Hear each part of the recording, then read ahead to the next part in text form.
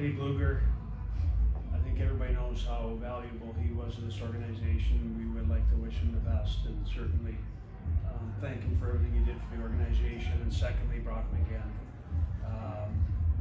We were able to move Brock today to Anaheim, and putting Brock down to minors would have been tough for us. He's a good player, he's a good person, and we're certainly thrilled it worked out for the Penguins and also for Brock. So same sentiments to Brock. Thanks for everything he did for us, and we wish him the best in that. Questions? Ron, over the past 7 days, you've dramatically considerably overhauled your bottom six forwards. What do you think wasn't working with the group, the incumbent group, and what do you think you might get with the newer group assembled as it is? Well, I think Mikael Granlund is a really smart player. He's kind of like, when you start looking at your lines, you look for guys that kind of connect the dots, that make plays, that make the really intelligent plays. And a very intelligent player can find guys when they're open. He's a very responsible defensive player. He can play all three positions. So when you're trying to tweak a line, you're looking for a guy that has some versatility, and that's what we feel Mikael brings there. So we're thrilled with the addition of Mikael, I guess it is. And again, it was one sample size, but I thought they looked good the other night. So I like the way our team's playing. We like our team. We want to enhance our chances and get better, and we feel like we do. Whether through ownership or the cap constraints, did either of those factors influence any deal you did or didn't make? Well, cap constraints certainly do. I mean, that's the world we live in right now, and it's a tough world. Nobody wants to take any money right now, so it's not easy to create space. And again, I feel like we were able to create some space and make our team better. So we're happy with the way things went. I think Dmitry gives us depth on D, gives us a player that can play on both sides. He's a heavy player. He's got a good defensive presence. He can kill penalties. So we're excited about that. And again, I think we made our team better. Davey? Ron, the stated objective of this franchise going into every season is to contend for a Stanley Cup. Do you feel like this roster is capable of doing that? I think that we made our team better today. And I think there's a lot of teams that are capable of winning the cup. And yes, I'd say we're one of them. I think that the number of teams that is capable is a lot greater than it used to be with the salary cap and the way teams are constructed nowadays. I think a lot of teams load it up. And it'll be interesting to see how those teams do. There's some good teams out there for sure. We've got a proven group. We've got a hungry group, and we got a group of guys that we all think of as winners. So, you gotta make the playoffs first, and right now that's our objective, and then we'll see where we go from there. But I feel good about this team. Danny? Ron, you now have 10 defensemen who, in theory, could be NHL defensemen for you. Was the plan to at least try to move one of them before the deadline, or was that just to give you more organizational depth? No, we did not want to. We lost Willette pretty much for the year in the minors. He was a good depth player for us. Ty Smith is hurt right now with a facial fracture, so we felt like our depth on D is somewhere that we had to enhance versus go the other way, and that's why we made the move with Dmitry and held everything else. Jeff? Ron, I know in years past, one of the issues in the postseason has been size or physicality or toughness. Do you feel like in some of these moves that you've added to that? Well, certainly in the defensively, like I think Dmitry, when we watch his game all year, he plays both sides. That's important. It's we felt like left shot D, if we lose one guy with Willette being out for the year, we could have been in trouble. Freed's can play over there, but we don't have another left shot. We felt like that was a need. We felt like fixing, augmenting our bottom six was important. We were able to do that. So, our top six for the most part all year has been good. With Jars back now, I like the look of our team, and to go on a run or have success, you got to have some breaks. And I felt like the last couple of games we've actually got a couple. So, I like the way our team's playing, and I like to think our group's excited. Wes? Ron, kind of going off of that, you've talked about the commitment made to the core three, particularly over last summer. Do you think with the previous moves made, that commitment has been kind of further, put together? And do you think that there's a responsibility on your part, as long as those three are around, to continue that commitment? Well, my responsibility is to look after the organization. Right now, as you mentioned, we committed to our core there, and our mission is to win a Stanley Cup. So that hasn't changed. Cap constraints is limiting for a lot of teams. You see the moves now are so much more complex than they were 10 years ago with the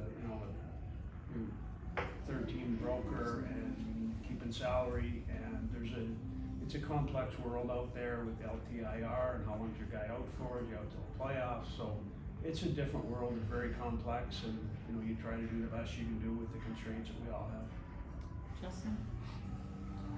Ron, what was the nature of or the extent of Mike's involvement through this whole process? As you guys conferred, presumably, over the last several days and weeks, did you find yourselves aligned in terms of the things you wanted to do, the routes you wanted to take when it came to improving this team at the deadline? Yes, you meet with their coaches on a pretty much on a daily basis. We've had big group meetings together to talk about the possible options out there. Your coaches, they've got to be part of the process.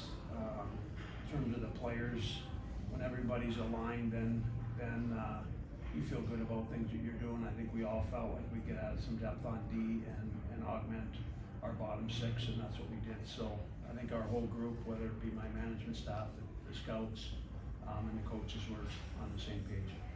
Tim? As far as some of the moves that you made over here, so I was going to ask about the center Right in anyway. front of me. Yeah. How do you see this going now that Nick is back in town with the center position? Granlund, Carter, who do you like kind of fulfilling the third and fourth line duties there, and how does Drew fit back into the mix, presumably whenever the paper clears, so to speak? Yeah, I think Drew's played extremely well for us. I think you guys probably saw the goal last night, but I think he's played as good a hockey as he's played recently for us. We're excited about Drew. In terms of the centers, I think what I like to do is supply the coaches with as many centers as possible, because a lot of centers, like Michael's a great example. A guy can play all three positions, but it's hard to move guys that played wing their whole life into the middle and expect them to do the job there. So I think the addition of Nick's played a lot of wing this year. Can also play the middle, can kill penalties, can take face-offs, and Michael, similarly, he's a good penalty killer. He can play on the power play, and he can also play all three positions. So it's so hard for coaches. One guy goes down, how do you change your mix? How do you change your lines? Who moves up? Who moves down? So the more options that the coaches have, the better. And I feel like now with those two guys mentioned, that they've got more options to put things together. And I think in the end, Mikael Granlund, where does he play, the middle or the wing? I mean, that's obviously up to Sully. And there's a feel and know process, and to get to know process with the coaches, with new players. Nick's a different story, obviously, because they know him, but I like the options that the coaches have. Three more, Ron? Ron, the trade this year was for GMs to get in the trade market earlier. He's looking back before that, O'Reilly. Why the decision to wait so long? And also, when did you assess that the bottom six needed changing? Why the last week? Well, why the last week? I mean, deals fall into place when they fall in place. Both teams want to do them. Sometimes you want to do a deal and there's nothing there, so there's nothing to do. So sometimes the patient way the prices go down, which in certain instances I can certainly tell you they did. So there's a timing of everything. You can always, it takes a couple months when your team's together to look at areas of your team that need improvement. And once you get by that, you're trying to make trades, but it's not easy to make trades in the league right now. Certainly the deadline provides a platform for everybody to get real busy, and that's what happened. But I think until a couple weeks ago, there were very few trades the whole year, so they're not as easy to make as one would like. Sam? Ron, last week you indicated you didn't want to go a high-end asset for a rental. Mikael Granlund, not a rental, he's 2 more years left on his contract. Obviously, it seems like he maybe has a role based on how he was used last night, but what are your future hopes, I guess, for him next year beyond anything? Well, we really like Michael. He's a guy that we actually tried to get a couple years ago at the deadline, and I talked to 3 or 4 GMs today that said they've tried to get him the last couple of years. So he was, I think, a coveted player because of versatility. And he's the type of guy, like I said, can play in the middle or play in the wings. So if we get to next summer and you start penciling your lineup in, you can put him in any of the three spots and you're not necessarily wrong. So we like the flexibility he gives us now and moving forward. David? Ron, you mentioned how you like O'Connor. Do you have the cap space to bring him back now? And if so, do you plan to do that? We do. We should be back tomorrow. The cap space, if we were able to clear some, and obviously we filled some back up with Mikael, but we're in the positive now. And every day you accrue space, so even in terms of call-ups, you accrue space every day, so you get closer to a call-up.